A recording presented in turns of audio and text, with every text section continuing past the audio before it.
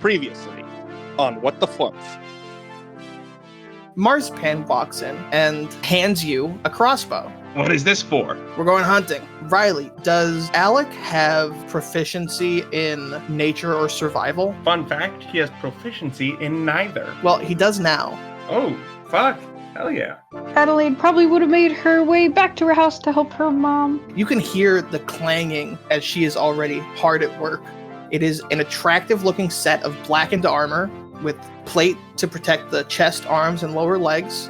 And the leather, now that the fires of the smithy have died down, you can see that the leather itself was actually this very familiar red shade. Is this for me? Your mother just nods with just a huge grin on her face. Alec is facing the town, and he sees a figure standing in front of the manor. As you get closer, you see that it is, in fact, Sirtari. Are you gonna light the house on fire? Sirtari tosses his match into the oil, and the trail branches out into the various rooms of the house, into the art gallery, into the library, into the office, and then he walks out with you all as well and watches the mansion burn. Y'all head home. It's about 6 o'clock. You see Ushug outside of her house. I know that the treasure hunt didn't really go as you planned, so I thought I might hire the two of you on as caravan guards for this journey. 5 gold each for the travel. Yeah. That sounds great. I'll see the two of you in the morning then. You two have a great night. See you tomorrow. Alec, Adelaide, and Ushug are making their way out of town with a horse that has a wagon strapped to it. And in that wagon is a large mahogany disc. Mm-hmm. And y'all are heading down the path to Waterdeep. Alec is looking around the environment to see if whenever the environment recreates that of the dream. Adelaide's probably just looking out for, anything that might be of danger to them, because she's trying to be a guard. Ushug maybe gets a little restless with the silence. So, what are y'all planning on doing when you get to Waterdeep? Finding work. Yeah. Finding work to a certain end, or you're just looking to relocate? Hoping to relocate in Waterdeep. Mm-hmm. Also, explore the city, because I've never been to a city. You've never been to a city? No! I've never left Bugler, besides, the occasional, trip, but not to a big place. Well, hey, Alec, what can you tell us about Waterdeep? What can I tell you about Waterdeep? What can I tell them about Waterdeep? That's a good question. I remember planning on sending you a PDF, but I don't think I sent you that. No. Oh, no. So yeah, let's talk about Waterdeep for a little bit and just assume that all of this is coming from Alec's mouth. Mm-hmm. So much like many of the major cities, Waterdeep was originally a gnomish city. A lot of major cities started off as gnomish keeps. As Waterdeep became more of a successful city, trading with its neighbors and such, more people of different cultures began to move in. Like most gnomish cities, Waterdeep was a democracy in that they would elect their gnomish leaders. But nowadays, the leaders aren't really gnomish. They tend to skew more human or elf than anything else. Waterdeep's government, they have an open lord, which is the public face of the city. They're sort of the de facto leader of Waterdeep, as well as many masked lords, which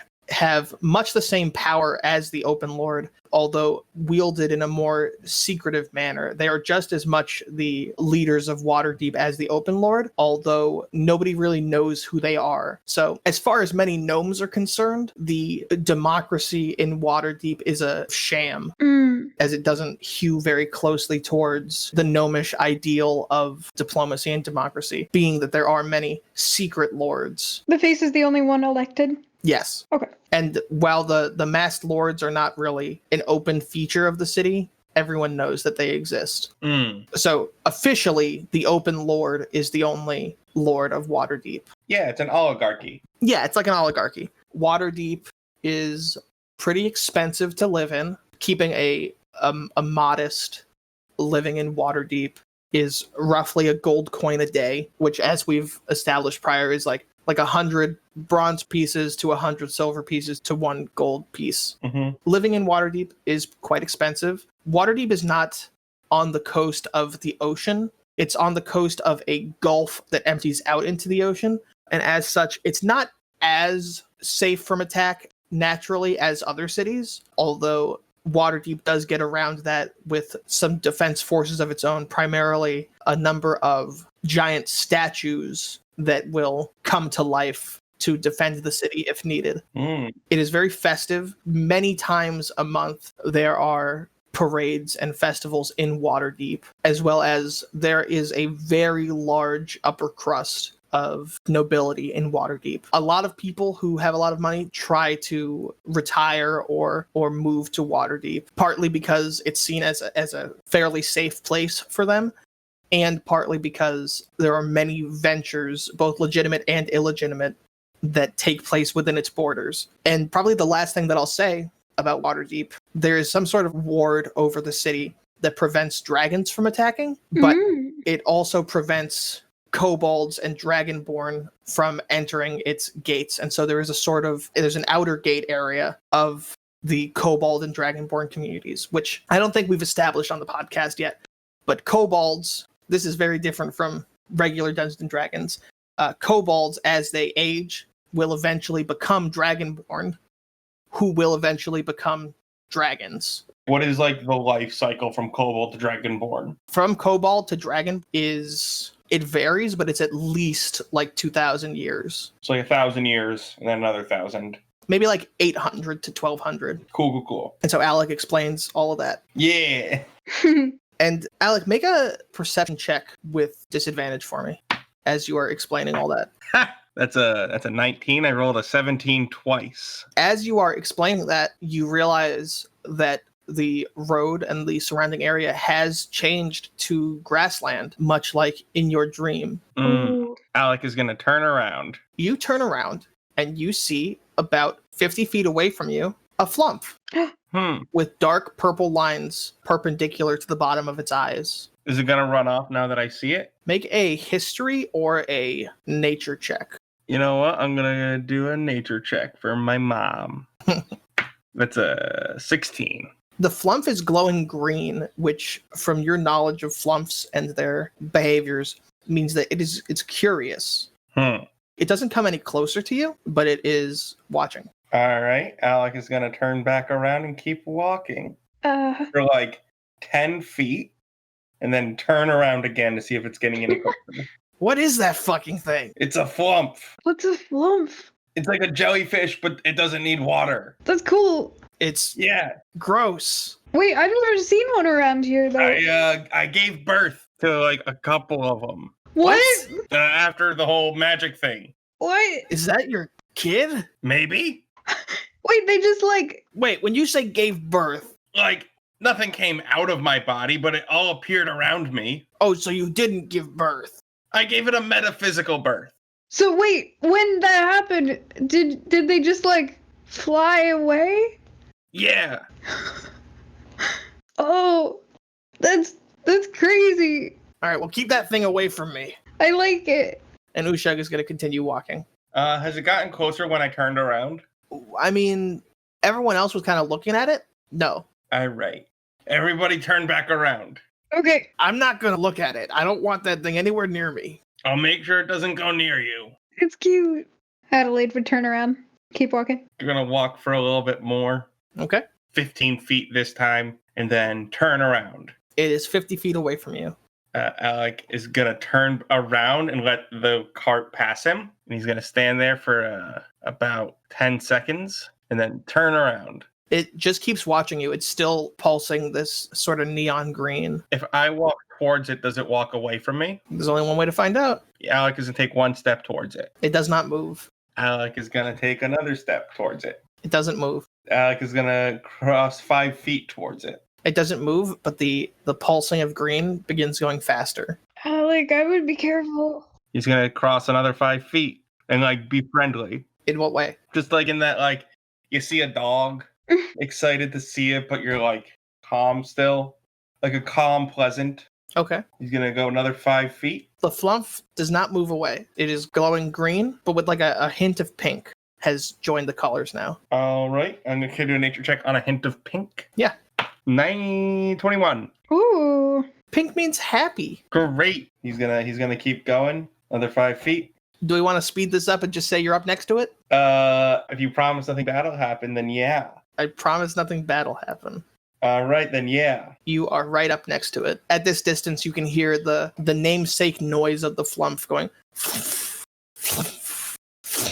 as air comes out of its tendrils, keeping it afloat. Alec is gonna reach out his hand To the Flumph? Yeah. See if it either like how it interacts with its hand, if it shakes it, if it's like recognizes formal greetings, shit like that. If it likes to be pet. Describe to me how you reach your hand out. So, hand down, he extends his arm forward with unpointed fingers, kind of just loose fingers, lifts it forward, kind of like when you want a dog to smell your hand. Okay. Yeah, it's going to reach a tendril out to touch your hand. All right, I'm going to let it touch my hand. It touches your hand and you feel it's slimy, but in a very specific sensation of slimy where it's like when the tendril moves around on you, you only feel slimy on the parts where it's currently touching you. It's not leaving any traces of anything behind. Cool. And I'm going to ask you to make a wisdom saving throw. I'm going to give myself advantage. That's a nat 20. Ooh. Good work, Alec. Yeah. Crushing it right now. The Flumph is communicating with you telepathically, and it's communicating with you via images. Mm-hmm. And you see this orb of blue and green and sand colors. Mm-hmm. And it's being approached on all sides by a black sludge. And then the sludge overtakes it, and the orb becomes completely black.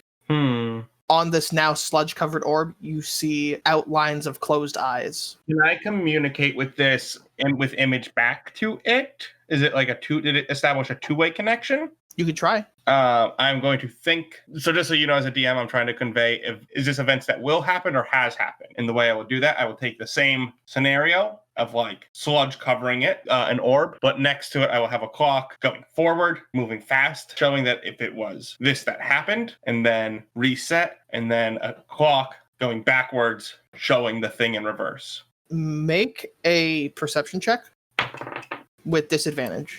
Well, that's not going to be much worse. It somehow was. That's a 4. Oof. The Flumph sends back to you an image of 2 clocks ticking in opposite directions. And as you are working out what that means, Ushag has approached you, yelling, "Alec, come on! We can't waste all this time here with this gross thing." Ushag, wait! Ushag, I think you should let this happen. Let this happen? Oh yeah, they think it's important. Please. That fucking ugly thing is like got its hands all over Alec. As she says that, Alec, you see an image of an ugly Flumph. Oh. Can I hear everything still on the outside? Yes. Alec will say, It's cute. All right, just wrap this up if you can. Sure, but I think it's telling me either the future or the past or the present. It's telling me something very important. And then the Flumph withdraws its tendrils from you. All right. Do I know is there any religious significance to Flumphs? Any religious significance in general, or like, are there any people that worship them, or what are you asking specifically? Is there any people that worship them? Is there any, have people been known to receive divine visions from Flumph? Things like that. Make a history check for me. This is not going to exactly answer your question, but it's going to give you some more. I got an 11. So Flumphs are well known as sort of emotion eaters. They essentially absorb the emotions that people put out into the world, particularly like near them. They primarily live underground and as such can often spend too much time around creatures that are putting out a lot of negative energy, like mind flayers. They're not really worshipped by any group, but they are valued for their potential to soak up negative emotions. So the answer to your question is no, there's not any specific religious significance to Flumphs that you know, but there is some of that information for you. Yeah. Alec will turn to the Flumph and say, Do you want to join us? The Flumph glows green. Yeah, come on. Ushag might be a bit rude, but don't mind her. Does it want some food? Do you eat food? Flumphs eat emotion and like dreams. They eat emotions, Adelaide, but not like we will become emotionally dead from being around it. Oh, good. Okay. But the more we feel things, the more it is able to consume things. Is that correct, Sammy? Just want to make sure I'm not dooming the party. As far as you know, yes. Cool. Does it follow? Yeah, it follows. It follows 50 feet behind, but it follows. Great. We should name it. Do you have a name? It doesn't really know how to answer that. We could give it a nickname, and then if it does have a name, Yeah. yeah. Oh, God. What? I really want to give it the nickname Mr. F. Mr. F. Mr. Flumph. But I don't want to assume the gender on a metaphysical being. On like a magical fucking thing. Mm-hmm. But also, I don't know if it'll give a shit. Mm-hmm. Mr. F. Do you like Mr. F? Oh, yeah, I do. Do you like Mr. F? Pointing to the Flumph. It glows pink. Yeah. Mr. F. Jesus Christ. Oh my god. Ushug. I love all my party members equally. I don't care for Mr. F. Ushug begins walking faster. Alec is going to keep pace. So will Adelaide. So a couple of hours pass without much going on. Adelaide, Alec, Ushug, and Mr. F all keep pace and aren't really bothered. Occasionally, 2 times over the next couple hours, you see travelers walking the opposite way down the road. Nothing really comes of those encounters. Do they look at the Flumph? You know what? Actually, when they show up, the Flumph tries to hide. Oh. And the Flumph successfully hides from those people. Probably unlikely anything negative would have come from the Flumph being seen, but the Flumph is not super sociable. Mm-hmm. But after a full day of traveling, you come to a crossroads. There's a sign that says that one of the roads, the road that you're on currently, leads to Bugler. One of them leads to Waterdeep, and the other leads to New Tenby. At the side of the road is a decently sized tavern and inn. And as it's a decently sized tavern and inn, there are a number of horses in the stable and a number of people milling about, minding their business, getting stuff to eat, etc. Should we stop for the night? Or are we just gonna keep going? It wouldn't hurt to stop for the night. Yeah, I imagine the horse is tired too. Yeah, make an animal handling check. Oh, I have proficiency in animal handling? Why? That's an 11? Yeah, that horse does seem kind of tired. It's carrying that heavy wooden disc. Mm. Ushug hears you say that, looks at the horse. Yeah, even if we stop for the night now to let the horse recuperate, we'll still get to Waterdeep sometime tomorrow. Oh, shoot! I never took Zane up. He said he would get me a free beer. Oh, I don't think we'll go back for that. No, I was just reminded by the I tavern. know, I'm just being a shithead. I'm joking. To the tavern? Yeah, let's go to the tavern. I'm gonna take the horse to the stable and check in, get us some rooms.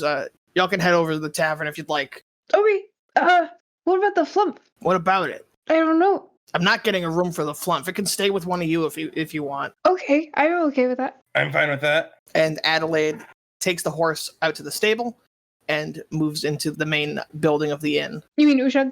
Yes, what did I say? Adelaide. Adelaide. Yep, Adelaide's an NPC now. Oh no! Ushug takes the horse to the stable and moves to the main building of the inn. Cool.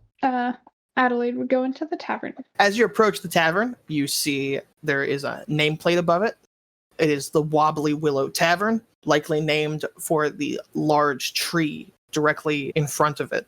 It's very tall, very thick with branches and leaves, but it seems to swing with just the slightest breeze. You enter and you see this tavern is very busy. It's maybe twice the size of the tavern in town, and it has a lot more business. It seems that even though it's not near a town specifically, it's on a road that is traveled enough that a lot of people are here day by day. Mm-hmm. It's very full. There are some serving staff and a bartender. who all seem very, not overworked. They seem very worked. They're busy. They're dealing with all the patrons. I think Adelaide would just go up and sit at the bar. All right. Same with Alec. Yep, there are 2 empty seats at the bar, specifically to the right side of the bar. It's a little while, and then the bartender turns his eyes towards you. And what can I get for you? Do you have any mead? Yeah, we got some mead. What kind of mead would you like? Do you have honey mead? Ooh. Yeah, we have honey mead. Just a basic honey mead? Yeah, I'll take a honey mead. Yeah. All right, that'll be 4 silver each. And he grabs 2 bottles of mead and slides them down to you. Alec will give the bartender 10 silver. Uh, This one's on me, Adelaide. Oh, thank you. Yes, thank you, says the bartender as he takes those 8 coins, puts them into a register, and takes the 2 remaining into his pocket. Can I get you anything else? Something to eat, maybe? If you have any celery and cheese. Celery and what? Cheese? Yeah, we've got cheese. I can get you some cheese. Celery. I'll take a look. I'll keep a lookout. And for you? Do you have any, like, good bread? Like sourdough? Oh yeah, we got some good bread. Yeah. We get our bread all the way down from New Tenby. Ooh. Do they have we good... were in Old Tenby recently. That's true. What were you doing in Old Tenby? Doing bounty hunter work. Yeah. Well, I won't ask. We met a fish guy. Oh, so they're still dealing with that, huh? It's been relatively dealt with. Mm-hmm. All right, good to hear. Glad it went well. Glad that you are doing all right, he says, pointing one of those 2 silver pieces to Alec. Glad you're doing all right. And I'll be back with some food. Yeah, thank you. And he calls one of the serving staff to get some cheeses and bread. If each of you could make a perception check. Yeah.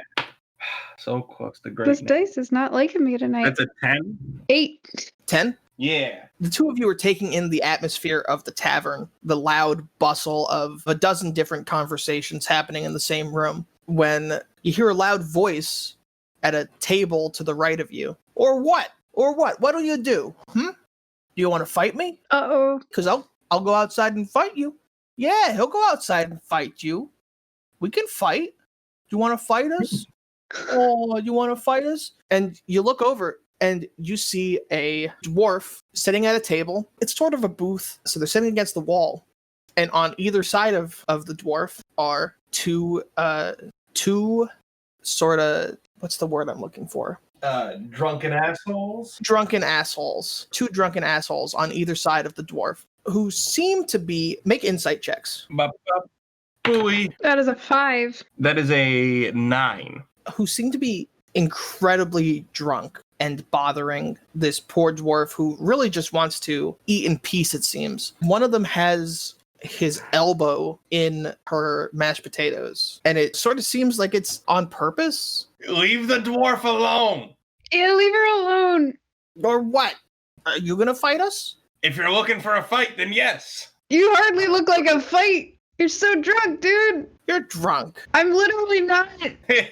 Well, I don't want to fight you. I want to fight. What's your name? The dwarf says something very softly, although you don't hear it. And then the drunk guy goes, Shari. I want to fight Shari. Oh, Shari. Shari. As he says that, he gestures and some mashed potato ends up all over the dwarf's face. Sammy. Yeah. How far away am I from these assholes? Let's say 20. 20 feet? Yeah, you're 20 feet in a packed building. Great. I'm gonna walk 10 feet closer. As you walk closer, one of them bolts upright. Make another insight check. That is a 20 modified. He is not drunk at all. Oh. Great. He is pretending to be drunk. So I'm gonna try something real quick. Mm-hmm. I am going to cast Prestidigitation on the sober man's pants, so that it looks like he shit himself. Okay. And I'm gonna really build up the odor around him, so it looks like he really shit himself. There's a very sudden reaction by the sober man as suddenly his pants feel a little heavier than they did before, and then him and the people around him they smell it. What? Did you just shit yourself? He's so drunk he shit himself. You just shit yourself. Oh my god. Make a what would this be? Deception? Either deception or maybe persuasion, because you're turning the room against him or something. I'll take persuasion. Yeah, do persuasion. I don't think you need to make a deception check for this because the evidence is there. I got a nat 1. I didn't shit myself, he says with a very upset grimace. I don't know. What's your name? He is about to answer you, and then he has a thought. He smiles, and he goes to sit back next to the dwarf. Ugh. Oh man, I sure stink real bad. Oh man. Alec is subtly giving the dwarf a scent of lavender. The dwarf, Sherry, gives a little bit of a smile. Adelaide would go up next to the guy. She would get off her bar stool and go stand next to him. What are you doing? I'm just trying to have a nice meal out with my friend. And he gestures to the other asshole. But this dwarf wants to fight me. It looks like you want to fight her. This could all be settled if they would just come outside and fight me. Mm-hmm. And you're looking for a fight, why? I'm not looking for any fight in particular. Oh, yeah? Make an insight check. Can I also make an insight check? Yeah, actually, Alec, make a perception check. 18. 21. So, Alec, getting a closer look at the dwarf, you see that they have a bag in their pocket, and poking out of the bag appears to be, based on what you can tell, you can't see the whole thing, but based on what you can see, it looks to be a bag full of gemstones. Adelaide, because of your insight check, you could tell that. So, first of all, when this person says that they're not looking for any fight in particular, that is obviously a lie. Mhm. But they are, in very particular, trying to start a fight with this dwarf. Did just Alec know that he wasn't drunk? Yes. Okay. Although with your insight check, I'd say that you notice that now. What's your name? I don't need to tell you my name. All right, then I'm just gonna refer to you as dude.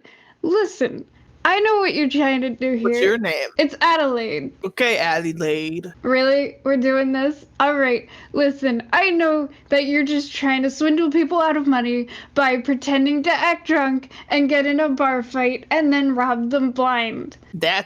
You're kinda, listen. That's not what's... I'm not a very worldly person, but even I can see through your ruse here, dude.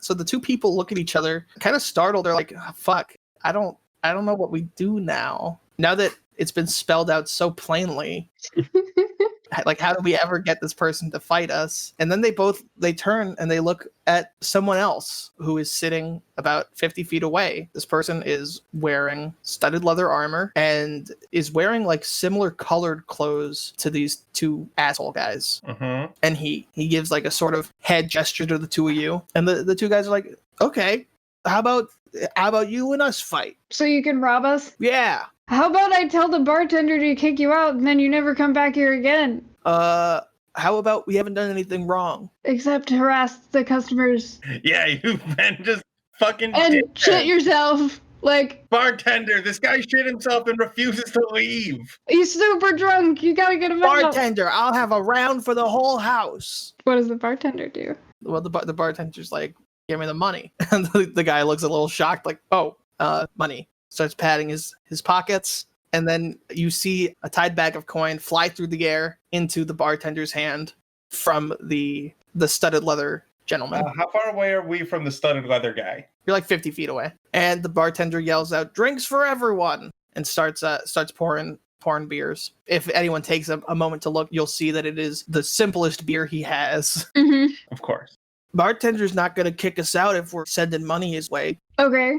Let's go. You and me. The two drunk assholes stand up, point at you, point outside. Let's go. Can I tell how tough they look? Make an insight check. Okay. I'm going to also make an insight check. See how tough they are. 12. 15. No, 14. These people are probably overestimating how tough they are. Great. All right, I'll fight you. One of them, the one that fake shit his pants, leans over towards the dwarf and says, "And then we'll be coming back for you." On the condition that you leave this bar, and specifically this lady alone if I win. They look at each other. Yeah, okay. All right.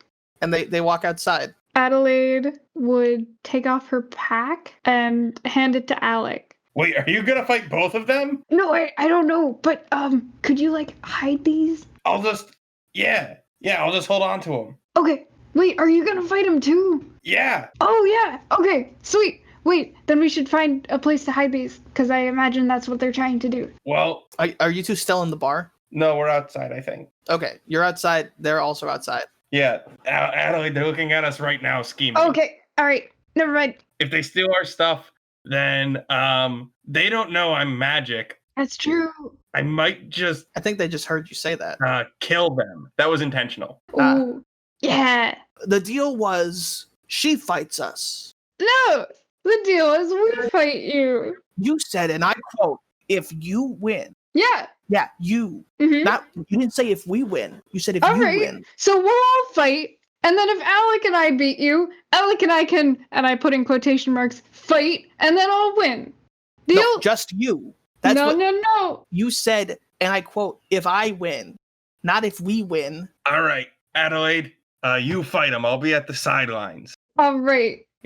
And we've got a judge to make sure everything goes smoothly. We would like our own representative judge. That's true. He points to the studded leather armor person, who you can now see is an elf, who is now exiting the bar. Mm-hmm. And as you say that you would like your own representative, the dwarf comes out. Yeah.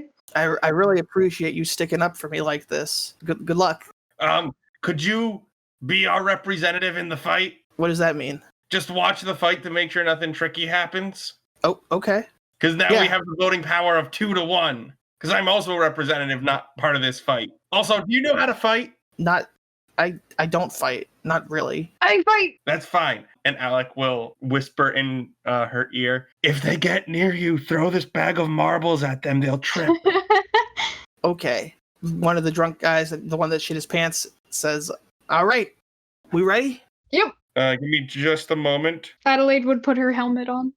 Alec is going to cast Distort Value using his spell points, sorcery points, on the marbles to give them a shine, very similar to the gemstones. Okay. Mm. So I just made those marbles look of high value. So these two assholes, they each take out a short sword. Mhm. All right. All right. Adelaide would take out her scimitar and then shift. Okay. What do we say that do? You gain. As a bonus action, you can make a bite attack for 1d6 plus strength. Okay, cool. Can I try and intimidate them? Yeah. Adelaide would take out her sword and shield and shift, trying to look menacing. Do you have your visor up or down? It's up right now, so they can see my face. All right, cool. Roll intimidation. All right. 13? One of them looks a little startled. The other one hits him on the chest with his arm, and they both look pretty calm now. Mhm. They both look focused. Roll initiative. Not Alec, because Alec's out of the combat. Yeah. 12. All right. You're going to go first. Woo.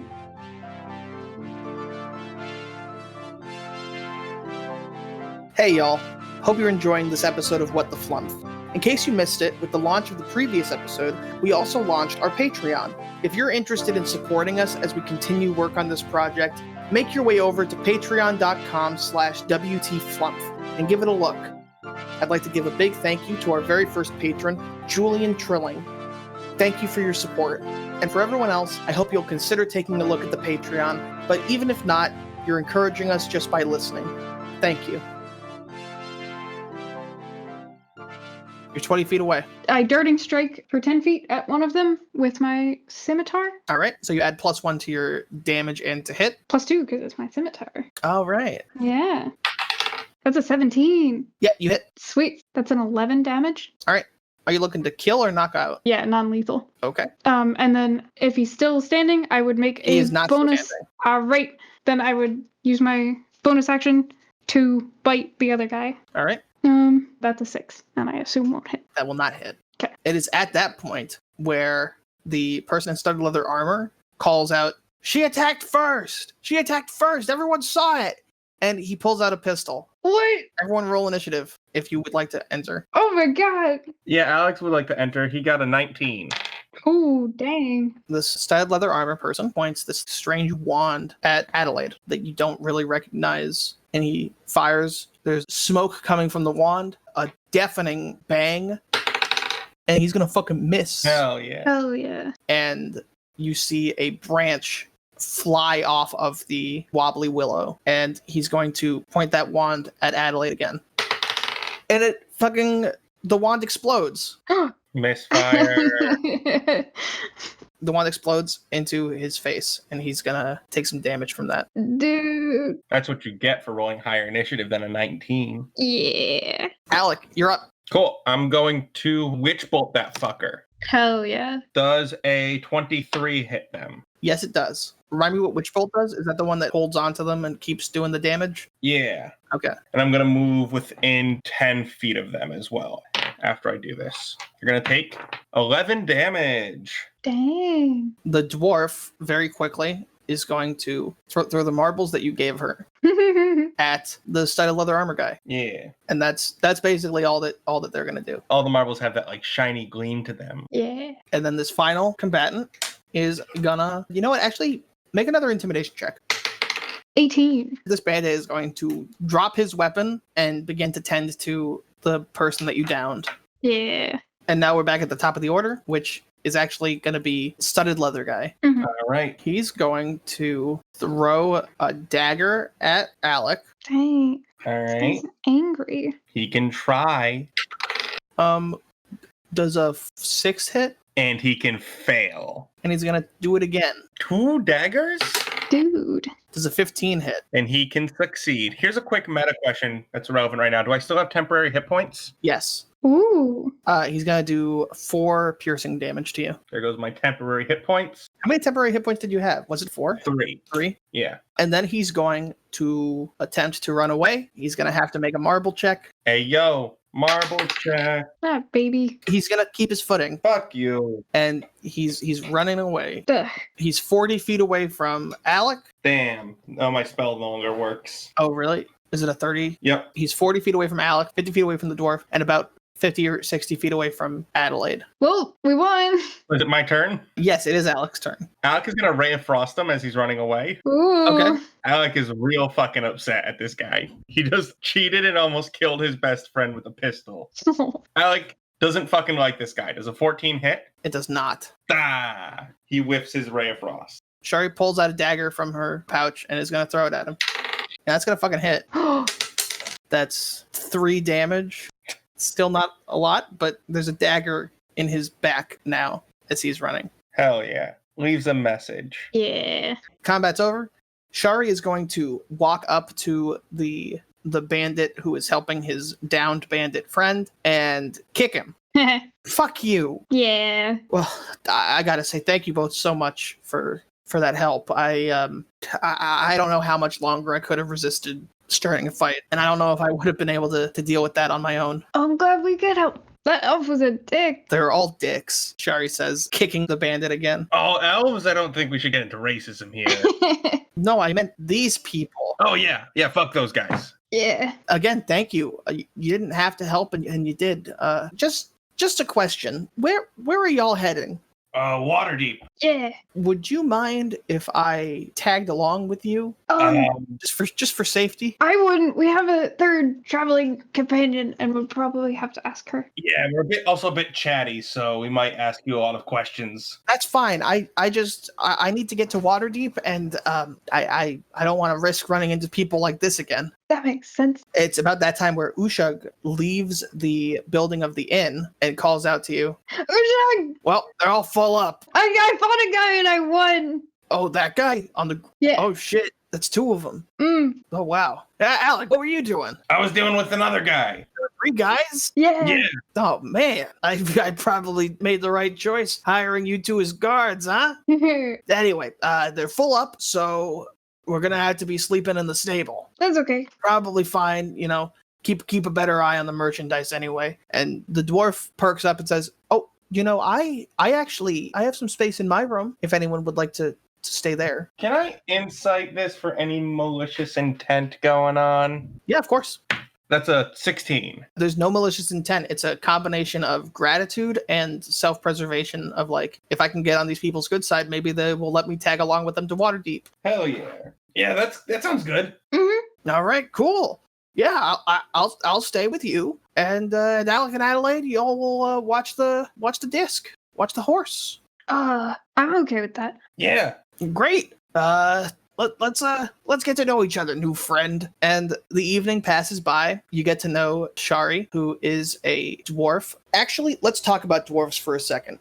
History lesson. So both of you would know Nabinar is the patron god of the dwarves, who saw how dwarves lived their lives underground, tunneling, dying in collapses crushed by rubble. And then, often, even the ones that survived would die when enough dwarves died in tunnel collapses that the community as a whole had no chance of long-term survival. Nabinar decided to do something. So to mitigate this, Nabinar granted their chosen people, the dwarves, a blessing that allowed dwarves to use an innate spellcasting to change their sex at will, ensuring the reproductive survival of the species as a whole.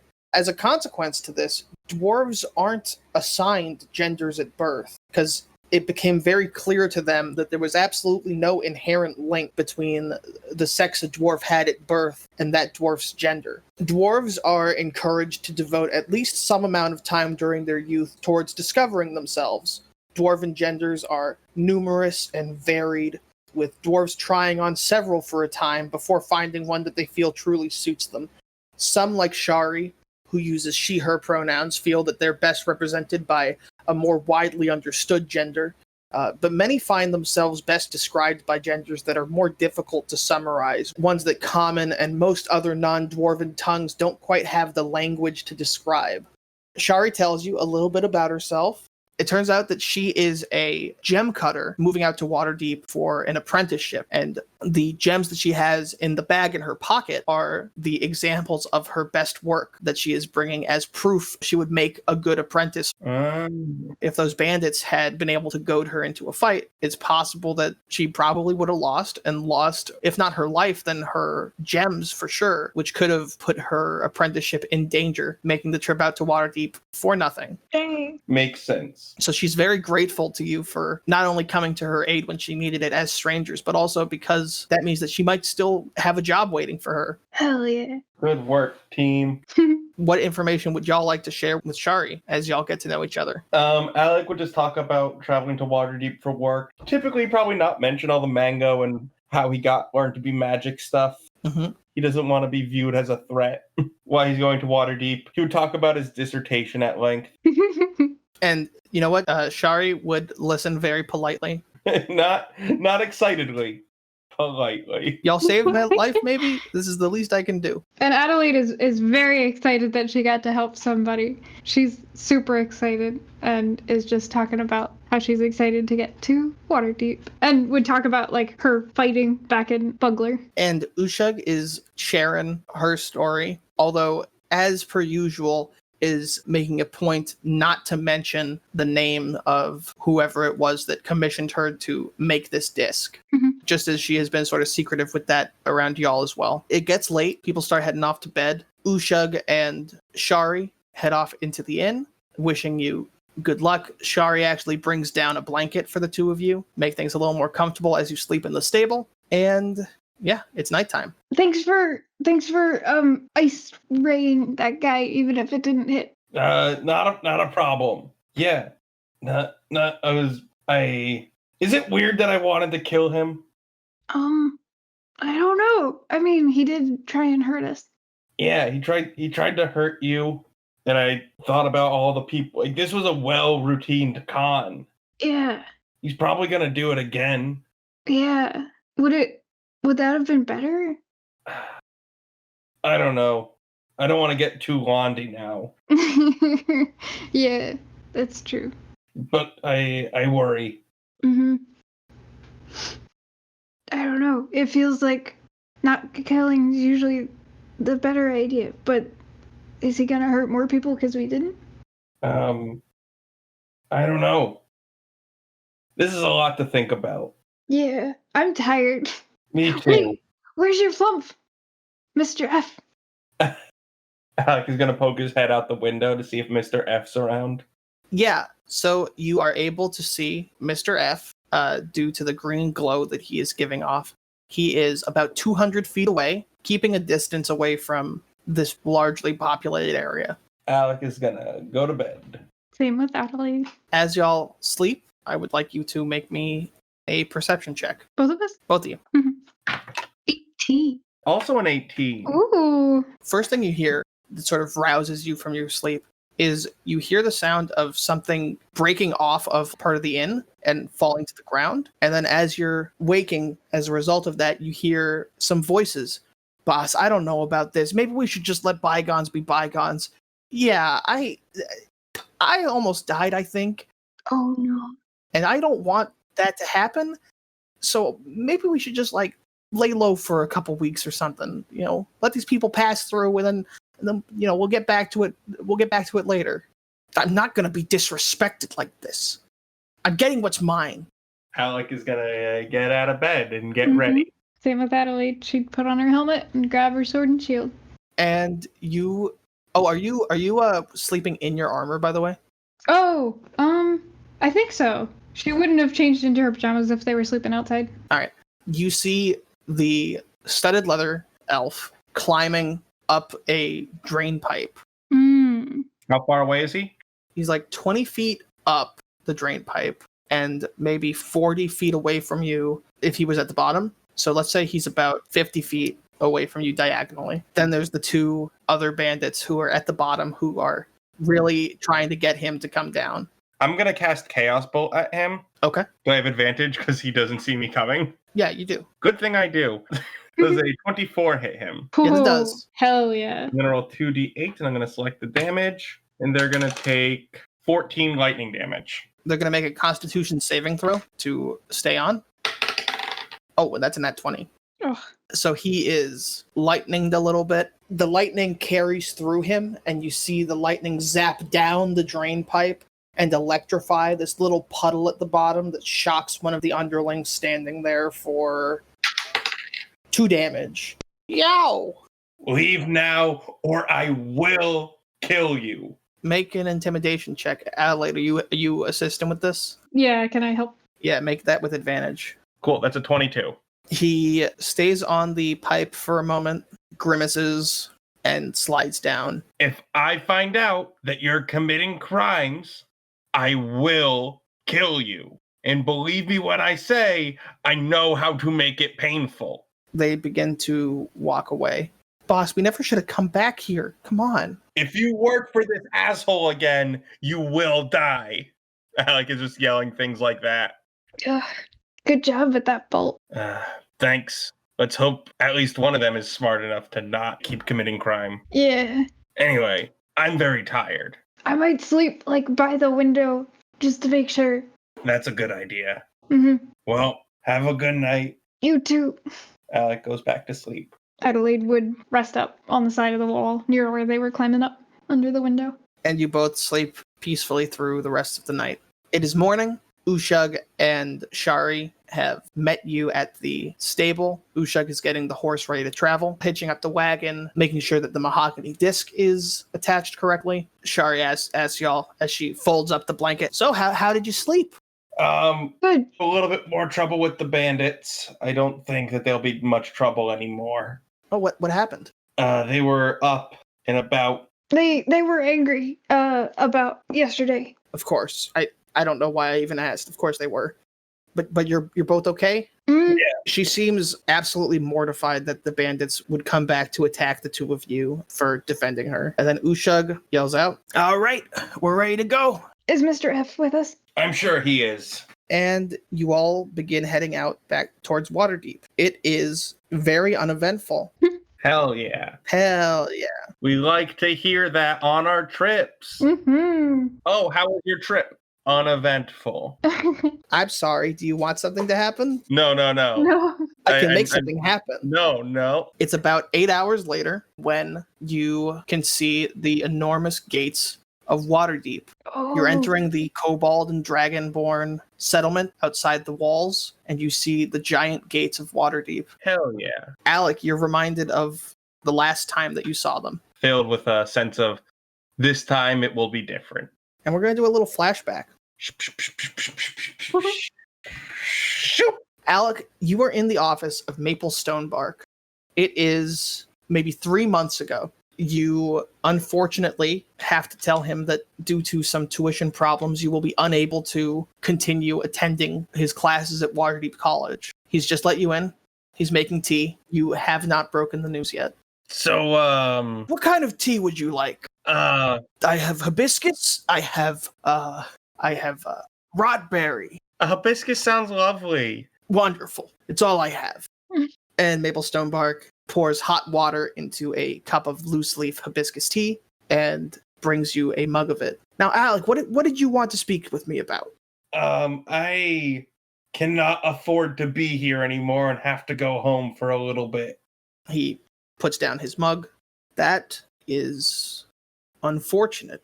I am sorry to hear that. Is it just a money issue? It is purely financial. So you would still like to continue learning and such? Oh, absolutely. He looks out the window. You know, Alec, don't tell any of your classmates this, but you really were my favorite. Well, thank you. What do you mean?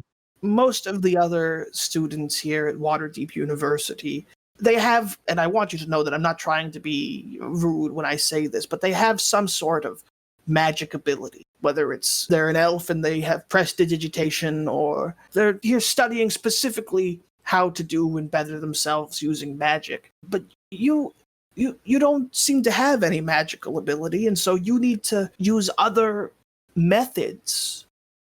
I worry that magic is you'll probably think I'm an old man when I say this, but I worry that a reliance on magic is going to leave us unprepared for when our abilities fail us. But not you. You have your intelligence, you have your ingenuity, you have your know-how. Your mother, she came to visit you once, and I saw her talking to you about hunting and such. You hunt? Oh, I try to get away with not hunting. Well, still, I'm sure you're knowledgeable in some way when it comes to that. But a lot of the students here, if they were stuck in the middle of the woods in the winter, they wouldn't know what to do if they weren't able to conjure goodberry. Do you know what I mean, Alec? I know what you mean. I think it's going to serve you well, not just in instances of where survival is at stake, but when you're using your brain to find the solutions and knowledge that you seek. I appreciate that. He gets a deathly serious look on his face. I think I'm going to be done teaching soon. Okay. My health has been failing me, and not to alarm you, but I think my time is coming to an end. Oh, I'm sorry. We all join Oldham eventually, he says. But, Alec, I have a request, and I think that you might be one of the few students here that would really not only benefit from undertaking this request, but also would maybe put it to best use. Oh, what is it? Have you... Now, you know of Shko, yes? Yeah, I absolutely. The thoughts and schemes and all that. Yes. Well, Alec, I'm sure it has occurred to you at some point. If Shko gave us thought, where did Shko get it from? Alec will have leaned back in the chair he's sitting in just a very contemplative kind of way.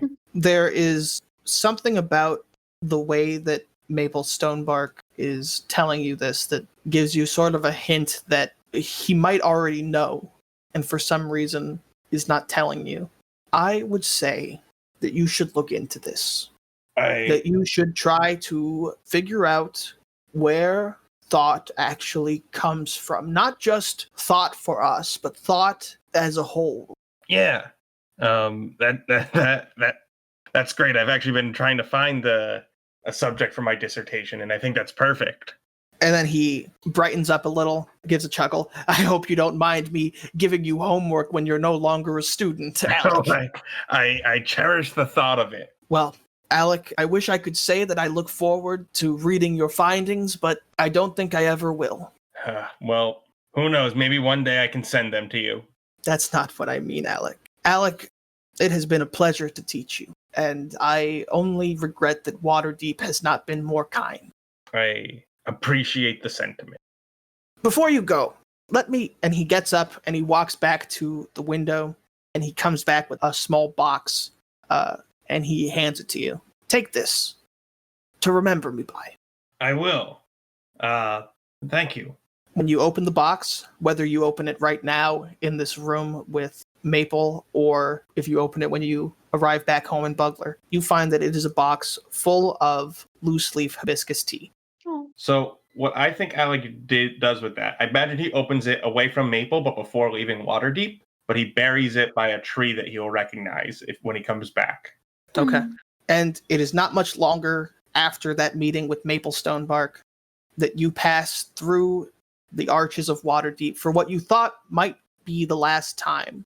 A week after you arrived home at Bugler, you received word that Maple Stonebark had passed away. Alec will go to the tree where he buried the box of hibiscus tea, dig through the dirt a little bit. Is the box still there? The box is still there. He's going to take it out. He's going to open the box and get a good old smell of hibiscus tea.